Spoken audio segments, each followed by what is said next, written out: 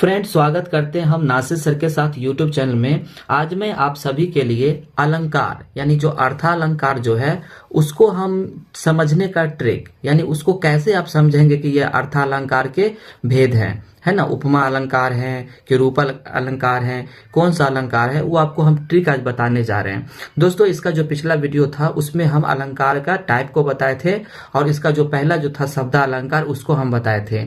इस वीडियो में आपको हम अर्थालंकार के जो पांच प्रकार होते हैं, 5 प्रकार के, उसका हम आपको उसको समझने का ट्रिक बताएंगे कि आप कैसे जानेंगे कि ये उपमा है ना, इसका पहला उपमा अलंकार है ना, रूपक अलंकार है, कैसे है।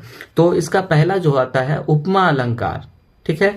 तो वैसे अलंकार जिसमें हाइफन, ये जो हाइफन जो है, हाइफन लगा रहेगा और उसके बाद सा सी से सम सरिस लगा रहेगा, यानी ये पूरा सा सी से सम सरिस इसमें से कोई लगा रहेगा, यानी पहले हाइफन लगा रहेगा उसके बाद सा सी से सम सरिस लगा रहेगा।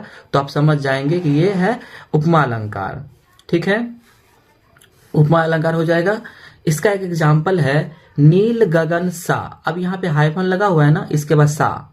शांत हृदय था सो रहा, मुख चंद्रमा सा सुंदर। अब यहाँ भी हाइफन के बाद सा लगा हुआ है ना, यहाँ भी लगा हुआ है। और यहाँ गगन सा, यहाँ भी हाइफन के बाद सा लगा हुआ है। तो आपको अभी हम बताए थे कि जिसमें हाइफन दिया हो और उसके बाद सा सी से सम सरिस में कोई एक दिया हो, है ना, या तो सा हो या सी हो या से या सम या सरिस हो, तो वो उपमा अलंकार कहलाता है। तो अगर आप ऐसा देखेंगे कहीं भी एग्जाम्पल में या ऐसा क्वेश्चन में रहेगा, तो जैसे ही लगा रहे, सा लगा रहे, सी से सम लगा रहे, सरिस लगा रहे, तो आप उसको उपमा अलंकार आंसर उसका करेंगे, ठीक है। आगे बढ़ते हैं। इसका जो दूसरा आता है रूपक अलंकार, ठीक है। अब रूपक अलंकार को हम कैसे पहचानेंगे? तो वैसे अलंकार जिसमें हाइफन तो लगा रहता है और उसके बाद कोई अन्य शब्द रहता है, यानी कि उसमें सा सी से सम सरिस नहीं रह के उसमें अन्य शब्द रहता है, तो वैसे जो होते हैं उसको रूपक अलंकार कहा जाता है। इसका एक एग्जाम्पल देखते हैं तो समझ में आएगा। वन सारदी चंद्रिका, अब यहाँ पे हाइफन लगा हुआ है। अब चादर, अब चादर क्या है, कोई अन्य शब्द है, सा सी से सम सरिस तो नहीं आ रहा है, कोई अन्य शब्द आ रहा है ना। चादर ओढ़े वो चांद की तरह सुंदर है। अब इस जो काव्य जो दिया हुआ है, अब ये इसमें कौन सा अलंकार है? तो इसमें क्या है कि हाइफन के बाद अन्य शब्द है, तो ये क्या हो जाएगा, ये हो जाएगा रूपक अलंकार। क्योंकि रूपक अलंकार में हम जानते हैं कि हाइफन दिया रहता है और हाइफन के बाद क्या होता है, सा सी से सम सरिस नहीं रहता है, कोई अन्य शब्द रहता है। तो ऐसा अगर दिया रहेगा तो आप इसको रूपक अलंकार समझिएगा। उसके बाद ये जो अर्थालंकार है, इसका तीसरा होता है उत्प्रेक्षा अलंकार। अब इसको पहचानने का ट्रिक क्या है? तो इसमें क्या होता है, आपको काव्य जो दिया रहता है उसके बीच में कहीं कहीं पर क्या होता है, मनु मनहु मानो, जनु जनहु जानो, जेओ ईव दिखाई देता है।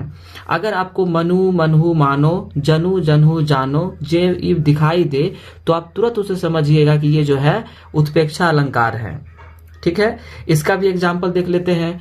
मानो हवा की वेग से सोता हुआ सागर जगा।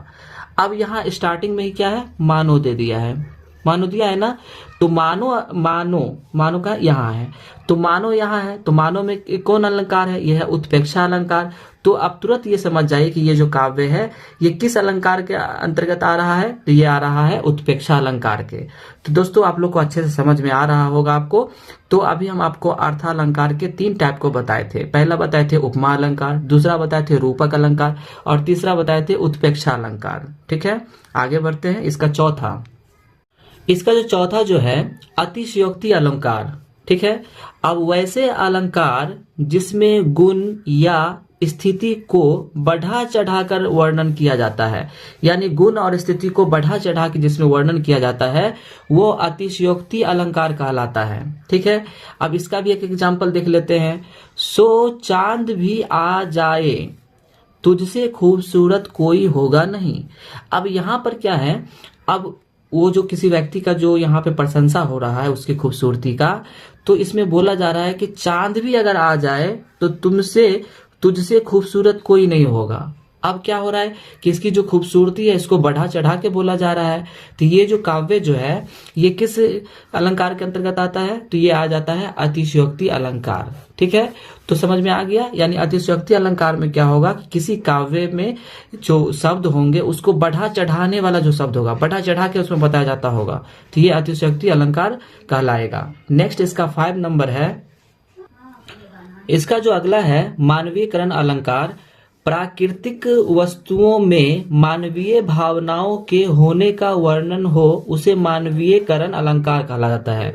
यानी प्राकृतिक वस्तु अगर है और उसको मानव की तरह उसको दिखाया जा रहा है, मानव की तरह, तो वो जो अलंकार जो होंगे ये हो जाएंगे मानवीय अलंकार।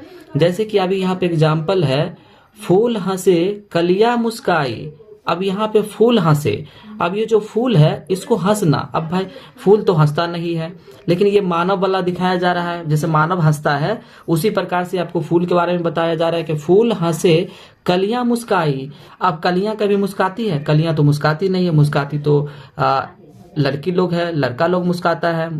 तो यहाँ पे क्या है कि मानव का इसमें गुण बताया जा रहा है ना। फूल हंसे मानव का गुण है, कलियां मुस्काई, मुस्काना मानव का गुण है।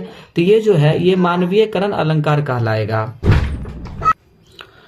तो अभी हम आपको इस वीडियो में अर्थालंकार के जो 5 प्रकार होते हैं, उपमा अलंकार, रूपक अलंकार, उत्प्रेक्षा अलंकार, उसके बाद अतिशयोक्ति अलंकार और मानवीय अलंकार, इसके बारे में आपको बताए। इसका हम ट्रिक भी आपको बताए थे याद करने का, इसका पिछला वीडियो में, है ना।